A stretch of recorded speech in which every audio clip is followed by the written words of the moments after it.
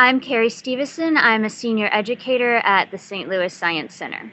Well, C3 stands for Communicating Climate Change, and what we did was we used citizen science projects to teach teens here in St. Louis about climate change issues. So we had two projects. One was Frog Watch, and one was a butterfly field count.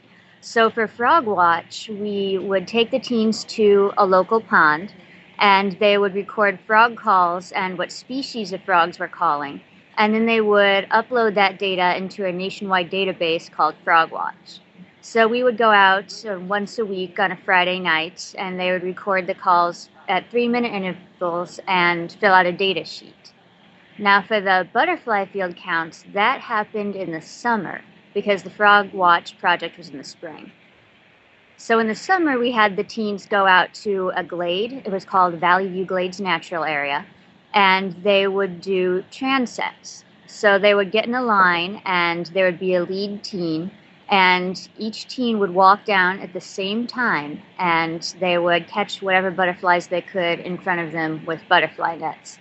And then they would analyze what butterflies they had found. And we gave that data to a local nature group, and they shared it with the Department of Conservation. In both cases, the main thing was getting them outdoors and to learn about nature a little bit. So we wanted to teach them about climate change and about frogs and about butterflies, but we really wanted them to just learn more about the natural world and about the process of science. So we wanted just to get them outside because most of them are inner city youth.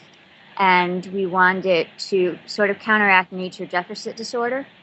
And we wanted to increase their comfort level with the outdoors and with plants and animals. We wanted them to learn a little bit about natural history. And we also wanted them to learn just how scientists function, how scientists work.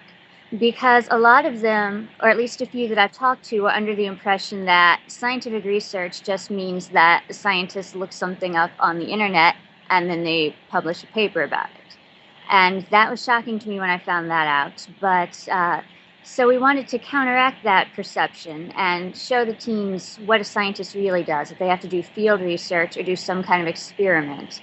And then they use that as the basis of their research. The teens we had, we had them for 4 years, not all the teens, but some of the teens were there for 4 years. So I had them throughout the 3-year project. And they learned, I think, a great deal about the process of science and also a little bit about climate change and how it affects them. That was another big issue, is that for many of the teens, climate change was not something that they felt really affected them or their lives. So we wanted to show them that it can affect the world around them, but also themselves living in a city.